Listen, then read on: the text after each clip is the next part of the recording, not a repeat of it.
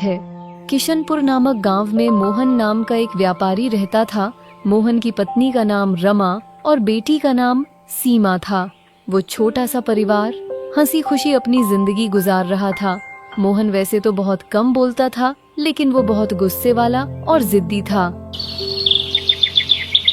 सीमा के ऊपर तुम ज्यादा खर्च मत किया करो, वैसे ही एक दिन इसको किसी दूसरे के घर जाना है। लेकिन रमा इस बात की परवाह नहीं करती थी और हमेशा कहती, सीमा हमारी इकलौती बेटी है और मेरे जिगर का टुकड़ा है। सबसे बड़ा दुख तो यही है कि ये एक बेटी है। अगर ये बेटा होता तो मेरे सुख दुख में मेरा साथ भी देता और मेरा वंश भी आगे चलता। लेकिन तुम जैसी पत्नी कह रहे थे, क्या मुझे बेटा नसीब हो सकता है? ये सुनकर रमा को गुस्सा आ गया और वो बोली, आप किस तरह की फालतू बातें कर रहे हैं? लड़कियां तो लक्ष्मी का रूप होती हैं और आखिर आप सीमा के पिता हैं, फिर भी आप इस तरह की फालतू बातें कर रहे हैं। पिता हूँ इसीलिए तो ऐसी बातें कर रहा हूँ। और मेरी एक बात ध्यान से सुन लो, अगर इस बार भी बेटी हुई तो मैं तुम्हें घर में नहीं रहने दूंगा और साथ साथ आने वाली उस लड़की को भी मार दूंगा। मेरी इस बात को याद रखना। संतान तो भगवान के आशीर्वाद से मिलती है, बेटा या बेटी पैदा करना क्या मेरे हाथ में है? रमा की ये बात सुन मोहन को गुस्सा आ गया और वो बोला, मैं इस बात को नहीं जानता, लेकिन अगर तुमने फिर से लड़की को जन्म दिया तो मैं तुम दोनों को नहीं छोड़ूंगा। ये कहकर मोहन गुस्से में बाहर चला गया।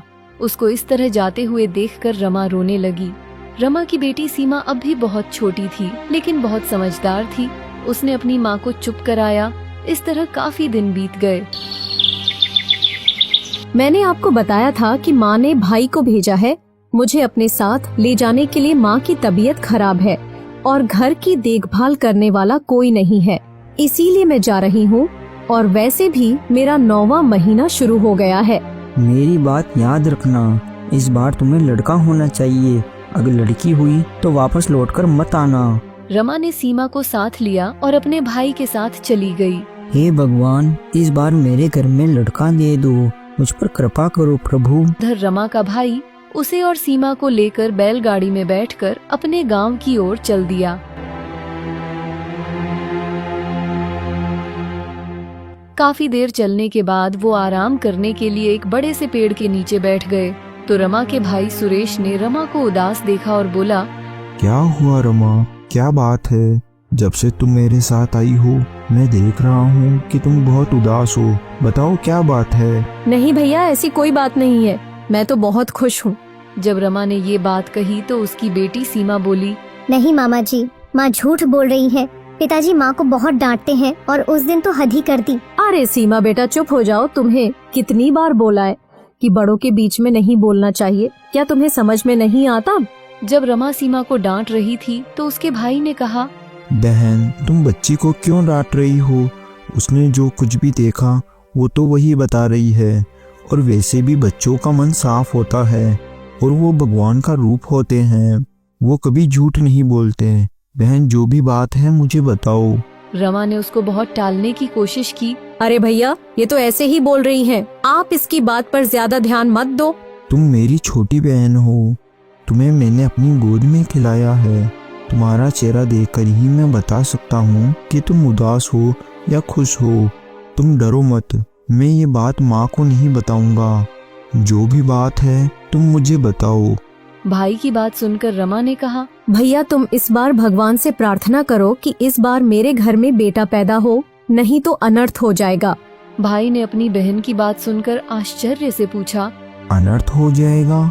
मतलब मैं समझा नहीं तुम्हारी बात। और वैसे भी लड़का या लड़की होना मनुष्य के हाथ में नहीं है, ये सब कुछ भगवान के हाथ में है। भैया मैं ये सब जानती हूँ, लेकिन ये बात तुम्हारे जीजा जी को कौन समझाए?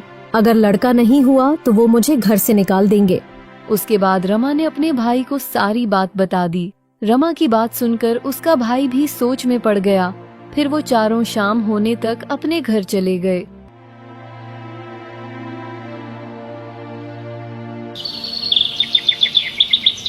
फिर ऐसे ही कुछ दिन बीतने के बाद एक महात्मा मोहन के घर के बाहर आए। अरे क्या घर के अंदर कोई है? जरा बाहर आओ। महात्मा की आवाज सुनकर मोहन घर के बाहर आया। आपको क्या चाहिए? बेटा, मैं एक सन्यासी हूँ। बहुत देर से भोजन की तलाश में भटक रहा हूँ, लेकिन अभी तक मुझे किसी के घर से भी खाना नहीं मिला। परमात्मा तुम्हारा भला करेगा अगर तुम मुझे कुछ खाने के लिए दे दो तो। मेरे घर में अभी कुछ भी नहीं है, क्योंकि मेरी पत्नी मायके चली गई, इसलिए अभी मुझे भी खाने के लिए बहुत दिक्कत हो रही है। क्यों बेटा, तुम्हारी पत्नी तुम्हें छोड़कर क्यों चली गई? नहीं बाबा, मेरी पत्नी मुझे छोड़कर नहीं गई, बल्कि वो गर्भवती है, इसलिए अपने मायके गई है। इसलिए अभी मुझे आप क्षमा कीजिए, मुझे पूजा करने जाना है। अच्छा, तुम्हारी पत्नी गर्भवती है, इसीलिए मुझे तुम्हारे घर में शुभ लक्षण नजर आ रहे हैं। मोहन ने महात्मा की बात सुनकर पूछा। बाबा, शुभ लक्षण से आपका क्या मतलब है? आपकी बात मैं समझा नहीं। बेटा, सब समझ में आ जाएगा, क्योंकि तुम्हारे घर में लक्ष्मी खुद आ रही है। महात्मा की ये बात सुनकर मोहन खुश हो गया। बाबा, क्या आप सही कह रहे हो कि माता लक्ष्मी खुद मेरे घर आ रही है? हाँ बेटा, तुम्हारे दिन बदलने वाले हैं। जो तुम्हारे घर जन्म लेने वाली है, वो तुम्हारा भाग्य बदल देगी। बस तुम हमेशा उसका ध्यान रखना। अगर कभी उसकी आंखों में आंसू आए तो तुम्हारे घर में मुसीबत आ जाएगी, लेकिन अगर तुमने उसे संभाल कर रखा तो तुम्हारे घर में कभी भी धन दौलत की कमी नहीं रहेगी और तुम्हारा हमेशा भला होगा। महात्मा की बात सुनकर मोहन ने हाथ जोड़कर उनसे आशीर्वाद लिया। महात्मा जी, मैं आपसे वादा करता हूँ कि मैं मेरी आने वाली बच्ची को कभी दुखी नहीं करूँगा। उस दिन के बाद से मोहन के जीवन में परिवर्तन आने लगा। फिर कुछ दिनों बाद रमा ने एक बेटी को जन्म दिया, लेकिन रमा इस बात से बहुत ही चिंता में थी। लेकिन जब ये खबर मोहन को पता चली तो मोहन जल्दी से अपने ससुराल अपनी पत्नी और अपनी बच्ची से मिलने के लिए चला गया।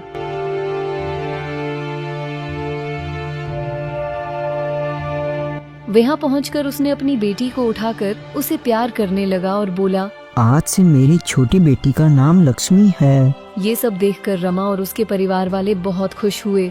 मोहन पहले से बहुत बदल गया था और उसकी छोटी बेटी लक्ष्मी तो जैसे उसकी आंखों का तारा बन गई। रमा ये देखकर बहुत खुश हुई। ऐसे ही कुछ साल बीत गए। मोहन लक्ष्मी का बहुत ख्याल रखता था। लक्ष्मी के साथ साथ अब वो सीमा का भी ध्यान रखने लगा और जब भी वो बाजार जाता तो आते हुए दोनों के लिए ढेर सारे खिलौने और खाने की चीजें लेकर आता। लक्ष्मी और सीमा भी अपने पिता का प्यार देखकर बहुत खुश होती।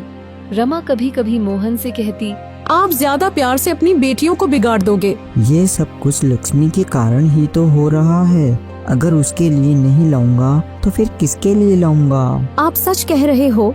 हमारी बेटियों ने तो हमारा भाग्य ही बदल कर रख दिया है, जैसे साक्षात महालक्ष्मी हमारे घर आ गई हो। हाँ, मैं अपनी बेटी लक्ष्मी को कभी भी अपने से अलग नहीं करूँगा। ऐसे ही कुछ समय और बीत गया।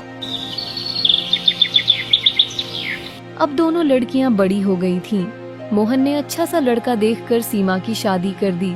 सीमा खुशी खुशी अपने ससुराल चली गई, लेकिन मोहन लक्ष्मी की शादी के लिए तैयार नहीं हुआ। एक दिन रमा ने गुस्से में मोहन से कहा, कभी अपने व्यापार को छोड़कर छोटी बेटी की शादी के लिए भी सोचिए। वो दिनों दिन बड़ी हो रही है, उसकी उम्र बढ़ती जा रही है। हाँ, तुम ठीक कह रही हो। एक दिन मंदिर में इसके नाम की पूजा करवा दूंगा, फिर सब ठीक हो जाएगा। ये सुन रमा ने गुस्से में कहा, आप किस तरह की बातें कर रहे हो? मैं आपको क्या बोल रही हूँ और आप कुछ और ही कह रहे हो। मैं बेटी लक्ष्मी की शादी की बात कर रही हूँ। उसकी उम्र बढ़ रही है, आप उसके लिए कोई लड़का क्यों नहीं देखते? मैं लक्ष्मी की शादी हरगिज नहीं कराऊंगा। ये बात तुम ध्यान से सुन लो। ये आप क्या कह रहे हो? लक्ष्मी की शादी नहीं करोगे? लेकिन किस लिए? उसने ऐसा कौन सा गुनाह कर दिया? क्योंकि वो मेरा भाग्य है और उसके आने से मेरा भाग्य बदल गया है, और तुम भी इस बात को जानती हो कि उसके कारण ही मेरा भाग्य बदला है। इसलिए मैं लक्ष्मी की शादी कभी नहीं होने दूंगा। ये कहकर मोहन घर से बाहर निकल गया। अभी वो थोड़ी दूर ही गया था कि उसे अपनी पत्नी का भाई रास्ते में मिल गया। अरे जीजा जी, इस दोपहर में जल्दी जल्दी कहाँ जा रहे हो? मैं पूजा के लिए सामान लेने जा रहा हूँ। कल घर में लक्ष्मी पूजा है और अच्छा हुआ तुम भी इस मौके पर यहाँ आ गए। अब चलो घर चलो। हाँ जीजा जी, घर ही जा रहा हूँ। लेकिन आप एक बात बताओ, अब तो माता लक्ष्मी ने आपको सब कुछ दे दिया है। लक्ष्मी माता ने आपका पूरा भाग्य ही बदल कर रख दिया है। अब घर की लक्ष्मी के लिए भी कोई अच्छा सा वर ढूंढ लीजिए। लक्ष्मी की अब शादी की उम्र हो गई है। मोहन उसकी ये बात सुनकर गुस्से में बोला। तुम भी अपनी बहन की तरह ही बात कर रहे हो। लक्ष्मी की शादी के लिए मुझसे बहस कर रहे हो। मुझे उसकी शादी करवानी है या नहीं करवानी है, ये मेरी मर्जी है। तुम इसमें बोलने वाले होते कौन हो?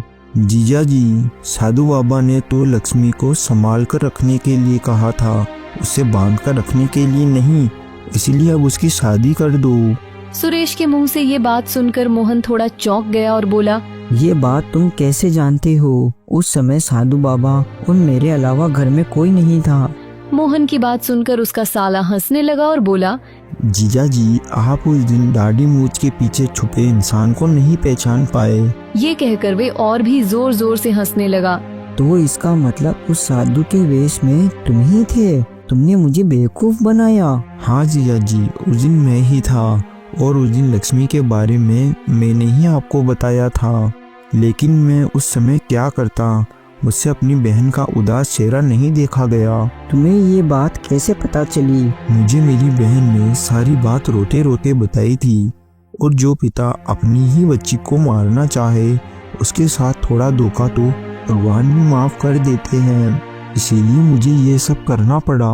मोहन को ये सुनकर गुस्सा आ गया। तुमने मेरे साथ ये खेल खेलकर अच्छा नहीं किया। जीजा जी, ये खेल खेलने के लिए आपने ही मुझे मजबूर किया। अगर लड़का पैदा होता तो कोई मुश्किल नहीं थी। इसका मतलब लक्ष्मी मेरे लिए भाग्य का रूप है, ये सब गलत था। जी हाँ, ये सब झूठ था। लेकिन एक बात तो सत्य है कि लक्ष्मी के आने से आपका भाग्य पूरी तरह से बदल गया। मोहन को अब बहुत गुस्सा आ रहा था। अब तुम चुप हो जाओ। मैं तुम्हारे जैसे धोखेबाज और फरेबी से बात नहीं करना चाहता और आज के बाद तुम्हें मेरे घर आने की कोई जरूरत नहीं है। ये कहकर मोहन घर वापस आ गया। घर वापस आते ही मोहन ने लक्ष्मी और रमा पर चिल्लाना शुरू कर दिया और उनको बहुत खरी खोटी सुनाई। ये सब सुनकर लक्ष्मी बहुत दुखी हुई और वो रोने लगी और बोली, पिताजी, आपको क्या हुआ है?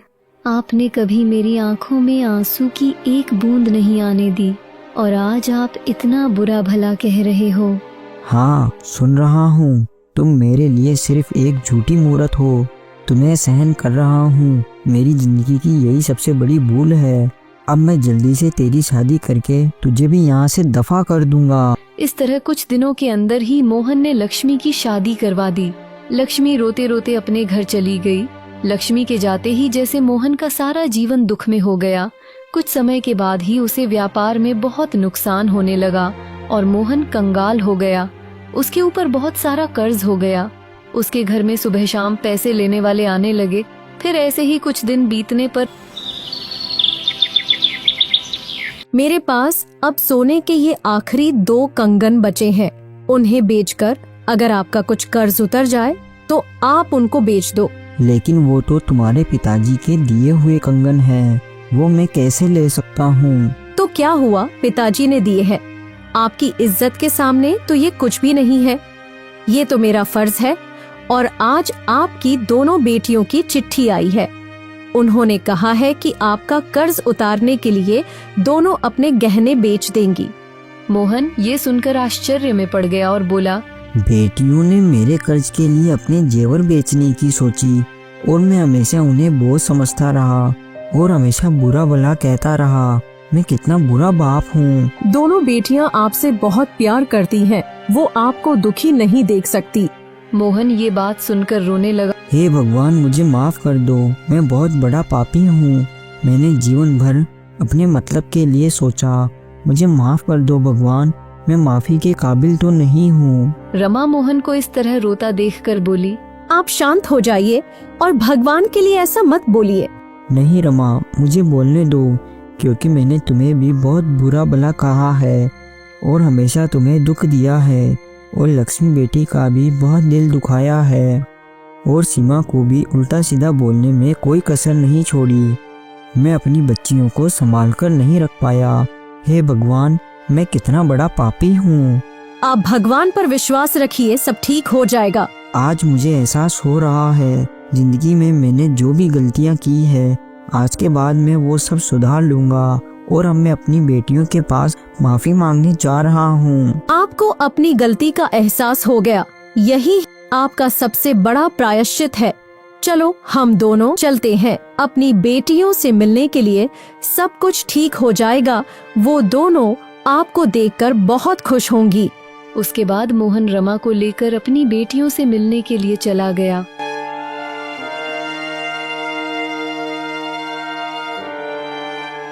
दोनों बेटियां अपने पिता को देखकर बहुत खुश हुईं। जब मोहन उनसे माफी मांगने लगा तो वो दोनों भी रोने लगी। पिताजी, आपकी कोई गलती नहीं है, आप माफी क्यों मांग रहे हैं? मेरी प्यारी बेटियों, मुझसे बहुत बड़ा गुनाह हुआ है, इसलिए पहले तुम मुझे माफ कर दो। फिर मोहन ने अपनी दोनों बेटियों को बहुत प्यार किया। कुछ देर बाद वो दोनों पति पत्नी वापस अपने घर चले गए। इसी तरह कुछ समय बीतने के बाद मोहन की खुशियां फिर से वापस आ गईं और उसका भाग्य फिर से बदल गया। तो दोस्तों, भाग्य भी उसी मनुष्य का बदलता है जो बेटा बेटी में भेदभाव नहीं करता। इसीलिए हमें कभी भी बच्चों में भेदभाव नहीं करना चाहिए, क्योंकि बच्चे तो भगवान का रूप होते हैं और जो इंसान भगवान के साथ भेदभाव करता है उसका भाग्य कभी भी उसका साथ नहीं देता। दोस्तों, अगर आपको ये कहानी अच्छी लगी हो तो लाइक और कमेंट जरूर करें, शेयर करें और चैनल को सब्सक्राइब करें।